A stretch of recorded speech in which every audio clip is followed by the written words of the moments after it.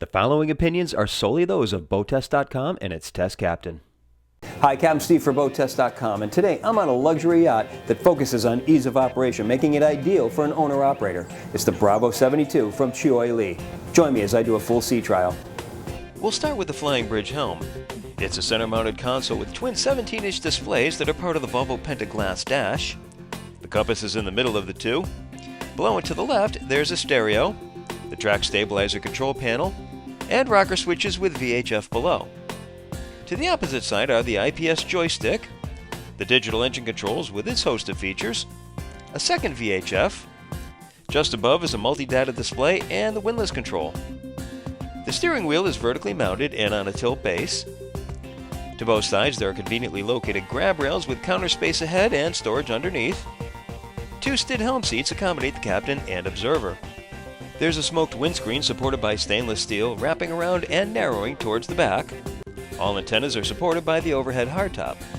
Now the lower helm is a pod style with two 12-inch displays linked to the Volvo Penta glass dash. So we have the engines, the drives, the instrumentation, all one phone call to Volvo Penta. In the center we've got a Garmin multifunction display. Just below that, the C-Zone touch panel that gives us touchscreen control of all the ship's electrical system. And then below that, the control panel for the track stabilizers. On the lower panel, windshield wiper controls, remote control spotlight, VHF, the ignitions, rocker switches, compass, control for the windlass, the IPS joystick, and the digital engine controls. And again to the lower panel, a second VHF, air systems control, and generator panels. The steering wheel is mounted to a tilt base.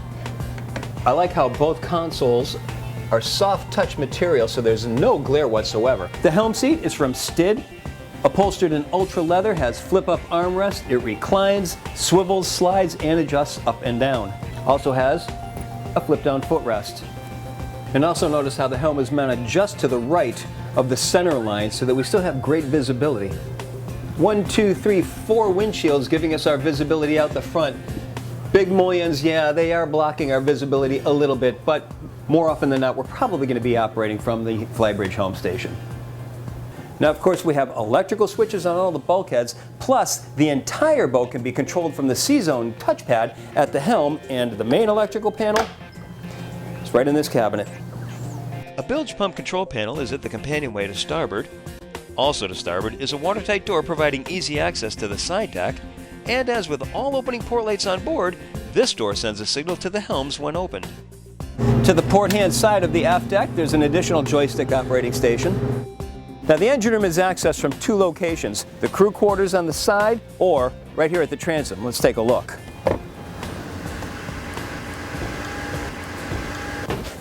Well, talk about an open and airy compartment. There's plenty of room for walking around this engine room, plus you've got nice high overhead. The focal point, of course, the IPS 1050 800 horsepower Volvo Penta engines. The pods are directly connected, no need for jack shafts. Looking around, starting in the corner, we've got an air compressor for the horn. The ISO boost, which is giving us clean power throughout the boat. All our air conditioning is located in one spot. Fuel polisher just below that. Just ahead, twin generators to either side, 23 kW each. Now, there's an interesting story that goes with how these are powered up. You disconnect from shore power, the boat goes dark. You light up one generator, the other one automatically lights up, and then the system automatically determines the load needed to power the boat systems. One generator will come online, or two generators will come online, depending on that load. Now, at the end of the day, when it comes time for putting the hairdryer, the washer, the dryer, the dishwasher, all those systems come online, the next generator automatically powers up and then comes online to power up the boat. When we power those systems back down again, the generator comes offline again. When the systems revert back to normal again, then one of the generators comes offline and the one with the lowest hours again becomes the primary. And it all happens seamlessly. You don't have to do anything. Now in this position we also have the fuel filters, two for the mains, one for each of the generators. No sight tube in sight for the fuel tanks. That's because the single fuel tank is located right below deck level. Now when it comes time to fuel the boat, fuel fill is over to the side, and notice there's a sight tube in the middle of it so that when the fuel starts to get up to the point where it reaches the vents, we can see it. So the ideal scenario is you've got one person outside on the fuel fill, the other in here taking a watch. Notice how all of the drains on board lead to one through-hull fitting. Limiting the number of through-hull fittings is a serious consideration with CL Yachts. We have a sea chest located right on the center line, and all of the water is drawn from that with sea strainers, including the two for the main engines. Notice how they're clearly labeled right above, and all through-hull fittings are bonded for active corrosion protection.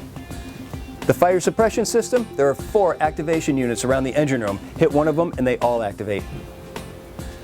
Over to the starboard side, the hydraulic tank for the active fin stabilizers and the pump that's electric over hydraulic, so we don't need any engines running for the zero-speed stabilizers.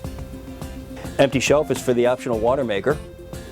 And we have the Delta T vents that filter salt air before it enters the engine room. Back at the entry, we've got the single cord rail for the 100 amp short cord.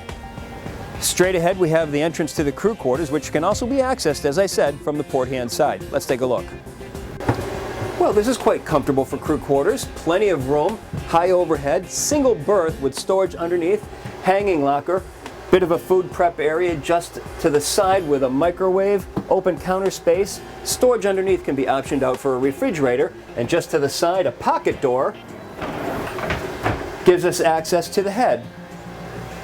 The head has a separate walk-in shower with a glass door, sink, storage cabinet behind mirrored doors, hull side window providing natural light, and underneath the sink there's an interesting feature. Here we've got storage with an acrylic back that gives us a clear sight line to the track stabilizers. There's another one just like this underneath the berth so we can visually check them. To the port side we have access stairs to the side deck. Now between the engine room and the crew quarters there seems to be a theme of open space on this boat, and that obviously continues on the side rails. Look at this, 26-inch wide side decks, 38-inch high rails. Let's take a look at the bow. Additionally, on the port side decks, there's the water fill forward and the fuel fill to the stern.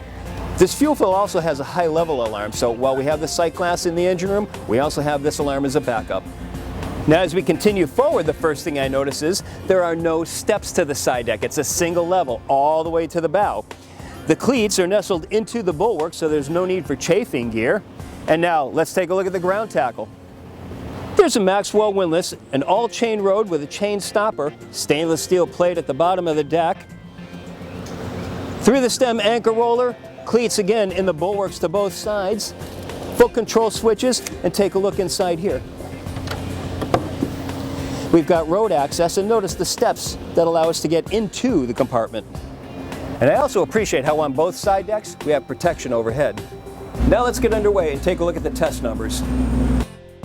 As we prepared to get underway, I chose the flying bridge station for its elevated vantage point of both sides as we had some tight confines to deal with. It was a good test of how well dialed in the joysticks were to this installation, as I was able to achieve exacting precision through this narrow berth. And I love being able to do a test down this narrow wandering river, as it gives more opportunities to show how maneuverable a large yacht can be in tight areas, especially with large yachts to either side to highlight any deficiencies, of which our Bravo 72 showed none of. In fact, she was extremely well-mannered, and slow speed maneuverability was exceptional. If there was ever an owner-operator's boat that was forgiving, this is it. And soon enough, we found ourselves in open water. The CL Yachts Bravo 72 has a length overall of 72 feet, a beam of 19 feet 10 inches, and a draft of 5 feet. With an empty weight of 85,218 pounds, 76% fuel, and 6 people on board, we had an estimated test weight of 92,690 pounds. With a pair of 800 horsepower Volvo Penta IPS 1050 pod drive engines turning at 2,300 RPM, we reached our top speed of 27.3 knots. Her performance envelope is rather linear, so there's no best cruise per se, but we found our hand naturally gravitating to around 2,000 RPM and 22 knots. It was at that speed that her combined 56 gallon per hour fuel burn translated into 0.4 nautical miles per gallon and a range of 372 nautical miles, all while still holding back a 10% reserve of the boat's 1,050 gallon total fuel capacity.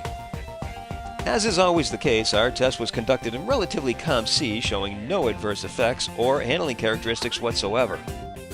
When it came time to return to the dock, I chose the lower station as we were backing into a slip and I needed the visibility of the entire stern. Just small pulses to get the Bravo 72 moving is all it takes. Then use pulses to direct that momentum and steer her into the direction you want her to go in. It's not so much of a driver-in scenario, but a control the movements thing. She's really responsive, so just a light touch is all it takes. Well, clearly, with the IPS providing joystick functionality, we've got ease of operation that any owner-operator will appreciate. And that is my full sea trial of the Bravo 72 from Choi Lee. For BoatTEST.com, I'm Captain Steve. We'll see you on the water.